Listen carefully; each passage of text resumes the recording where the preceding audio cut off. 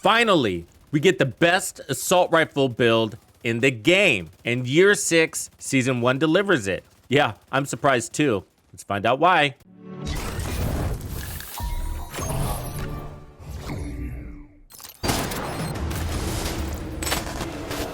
Today I bring you the best assault rifle build in the Division 2. It's got amazing DPS, great crit damage numbers, but you know what? It's not all about damage. It's got the other things we like too. Handling, RPMs, armor on kill. It's the full package. You can equip any assault rifle with this build and it's gonna work. But I'm gonna be showcasing it with all of the exotic assault rifles. Yes, the Bighorn, the Eagle Bearer, the Chameleon, and even the St. Elmo's engine. These all showcase very nicely with this build. But you know, I'm not a big fan of the Bighorn or the Eagle Bearer. But with this setup, these guns are finally good. Although I've made Eagle Bearer builds in the past, and there's been some Bighorn ones way back when, the truth is I don't really like those weapons. I don't think they're great PvE weapons. But this build has changed my mind about them, and you'll see why. Of course, because we're using assault rifles, we will be running 4 pieces of striker. Now, you do have options on how you want to set this up exactly, but I really love this configuration because of how adaptable it is to everything you do. Incursions, we're talking raids, legendaries, heroic, group, or solo. So it is a crit-based build. No doubt everybody already knows a 4-piece striker is about as good as it gets when it comes to an assault rifle and damage. So we have that going for us. And we're even running the backpack that sort of tops it off nicely, right? Giving us that full 1% amplified damage per stack. So we have 100% amplified damage. We have weapon handling at 15%, 15% rate of fire, and then I have weapon damage everywhere. You can totally run armor on this build, but I'm just showcasing it sort of in a vanilla format, like a cookie cutter, but feel free to paint it any color you want. You want to run all blues? Run all blues. This thing is hitting really hard, and I'll show you the damage numbers. It's crazy. But the one piece that changes the game for these particular assault rifles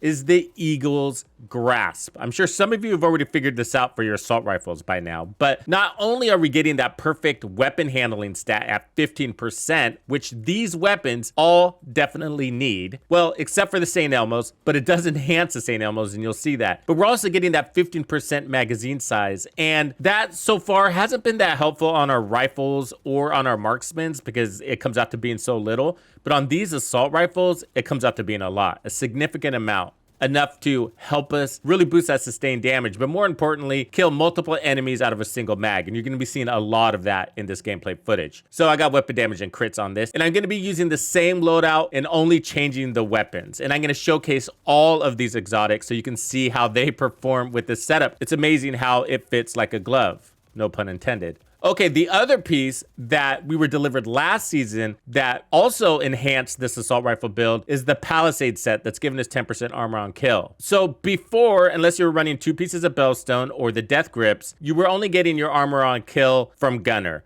But now a single piece, Palisades, gives us 10% armor on kill. And so I have this all red. Feel free to run armor on it. Trust me, it's not making or breaking the build that I have all reds here. It's just to neutralize the build so that you can customize it however you like. Okay, so we have crit chance and crit damage, and then of course obliterate. And last season, or with Project Resolve, they doubled the time to 10 seconds on that, so it's working really nice. Most of my assault rifles are gonna have 12% expertise on them, so keep that in mind. And I recommend you do that on all your favorites as well. So we got 20% armor on kill on this build, and check out the weapon handling. This is what's really nice. I have 38% weapon handling. So there's one piece I decided to go ahead and put weapon handling on. I just went ahead and kept it on every weapon here, but you may change this to crits depending on which assault rifle you decide to use. But for the Bighorn and for the Eagle Bearer especially, I felt like that one extra weapon handling tick made the build even better. It was sort of like a cherry on top. And again, damage is not going to be your problem. So don't feel like, oh, I'm really missing out on damage because I don't have crit there. You're just not. Okay, so let me show you the rest of the pieces. So we have weapon damage, and crit chance on the mask. The backpack has crit chance, throughout. The knee pads, weapon damage and crit chance. And the holster, again, weapon damage and weapon handling. Just keep in mind that when you change your assault rifle, your crit damage and crit chance stats are going to change with it, depending on what mods your assault rifle has. So just rebalance your crits based on your assault rifle. And try to keep your crit chance as high as possible if you're going to be running Obliterate, so you get the most out of that. Otherwise, just balance your crits with your crit damage. So if you have 80% crit damage, try to run around 40% crit chance. So let's take a close look at the Bighorn. So we got 30% headshot damage, which is crazy, really is. And then stability, because you're gonna need that. Accuracy, you're gonna need that too. And then a little bit of reload speed. I have damage to targets out of cover on mine. I have 12% expertise on this. 1.3 second reload time. Wow. Yes, the Eagle Grasps, Striker, and that weapon handling stat are all contributing to that.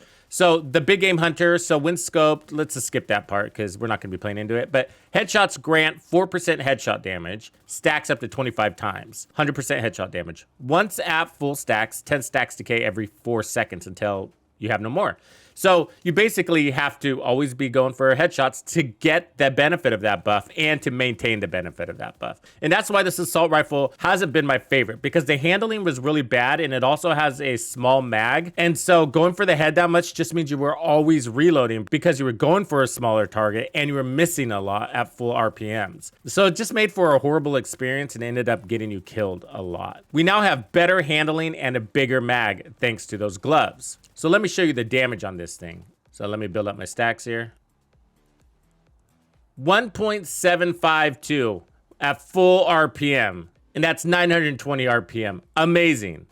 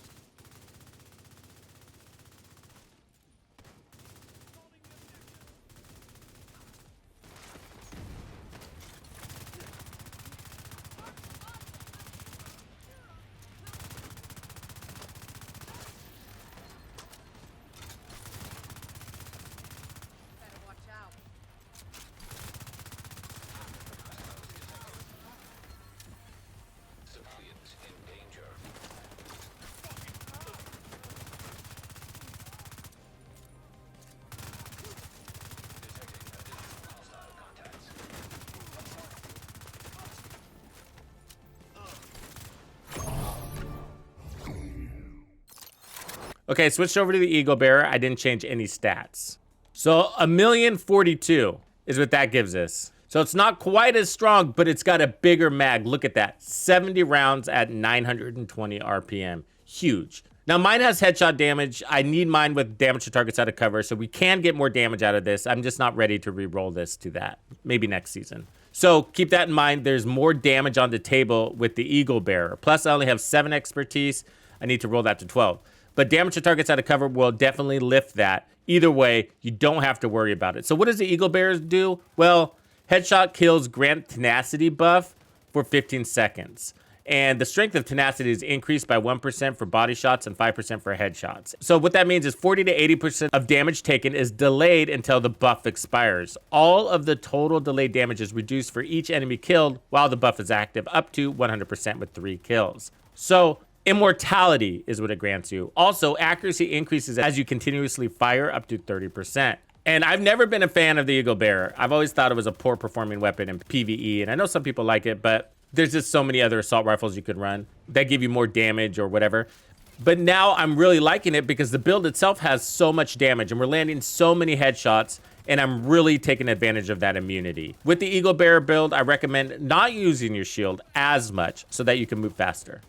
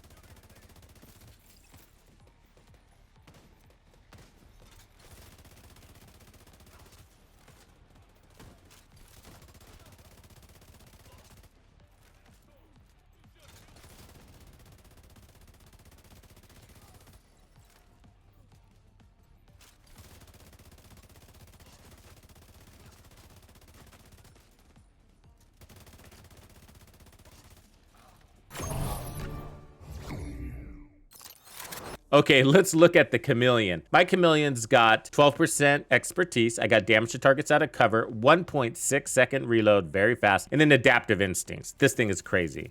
Okay, so hitting 30 headshots grants 20% crit chance and 50% crit hit damage for 45 seconds. So that's all the crit chance and crit damage you need. On top of that, after 75 body shots, you're getting 90% weapon damage. And then you get some reload speed for leg shots. But what's really cool is I was noticing the uptime of this talent was amazing because of the weapon handling. So the Chameleon doesn't have that great of weapon handling. It plays like an SMG, so you kind of got to get up in there, and you still got to do that. So the weapon handling isn't going to give you that much advantage at distance, so do play in close to medium ranges with this. But getting that headshot buff for the critical hits is way easier, and the body shots, of course. And then the fast reloads is really nice because this thing normally has like a 2-second reload. So this is all a lot better now. And this thing just shreds. I mean, over 1,000 RPMs with now a 57 large mag is absolutely amazing. So with this one, you're going to have too much crit chance, so you're going to want to rebalance that with the Chameleon. So I definitely recommend you do that. But I'm just going to keep it at 50% crit chance. So yeah, some of my crit chance buff will go to waste. But I'm running Obliterate, so I want to make sure I'm taking advantage of that as much as possible. So in the end, we'll have 155% crit damage and crazy weapon handling. So let's see what this one could do. I mean, look how fast those stacks activate the buff. 1.434 on the head. That's amazing damage. And finally, the best of all assault rifles, the St. Elmos. 978 RPM, 80 in the mag because of the Eagle's Grasp. And this already has really nice mods, including 20% weapon handling. So now the weapon handling on this thing is 58% weapon handling. And I absolutely recommend keeping it all there. It just makes this thing into a laser beam. And you really feel like you're doing so much better with those headshots. Even though this weapon already performs well. But that 80 round mag to the head on these enemies, beast mode. It definitely doesn't hit as hard as some of the others, but 1.1 million is more than respectable. And the shock ammo, of course, is that added benefit. You got a larger mag, and that's making all the difference. It's almost twice the size of the Bighorn, right? So all of these performed amazing, but I gotta say the two that shined the most were actually the Bighorn and the Eagle Bearer, because those weapons have never felt better. I know it doesn't seem like a big change to the setup, but it really is, because these assault rifles were always on the edge. The Bighorn was on the edge of being good and crappy, and this throws it to the good side.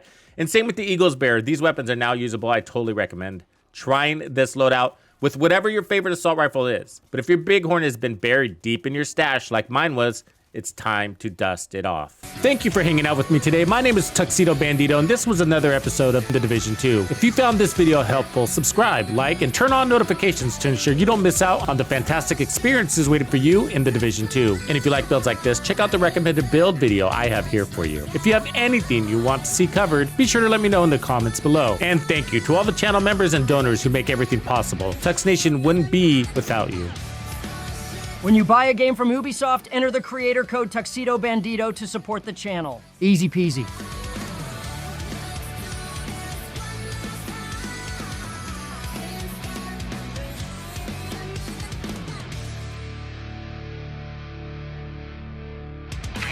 Follow me. I get it.